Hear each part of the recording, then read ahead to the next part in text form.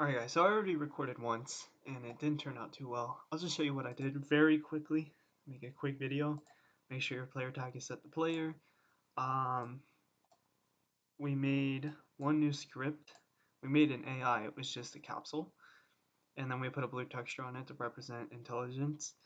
Um, we made this AI script to make sure you don't just name it AI because then it won't work.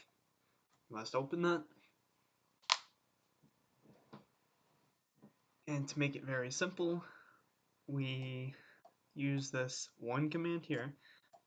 My mistake in the last video was setting this to a capital T, so it must be a lowercase t transform.lookat, and you just give it a new vector 3, and you can set 3 positions. So we got the player's position on X, we set this to 1, and the player's position on Y. And if you set this to 1, he will not look up and down, he'll look straight at you. And that's about all you need. It'll only rotate on the Y-axis if you set it like this. If you give a player position for Y, he'll look up and down, left and right, but he'll always look directly at the player. And then we made him move forward, that way you could see that it was working. I'll make that a little faster. And just to show you, we go in here, click play, and he's walking towards us, as you can see.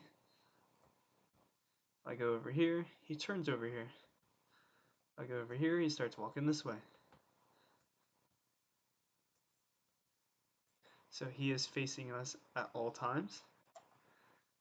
And if he gets too close to me, it doesn't really matter because he cannot look up and down.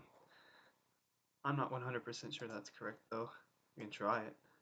See, he won't look up and down because one would be directly in front of him. And I guess I broke the game already. Come back, buddy. He's just drifting away. That's awful strange. Anyway, that's the whole tutorial. If you want to copy this code, go for it. You can pause here. This is all you need to make the player look at you, just one line of code. We just made it move forward, that way we could see it was working. And that's it.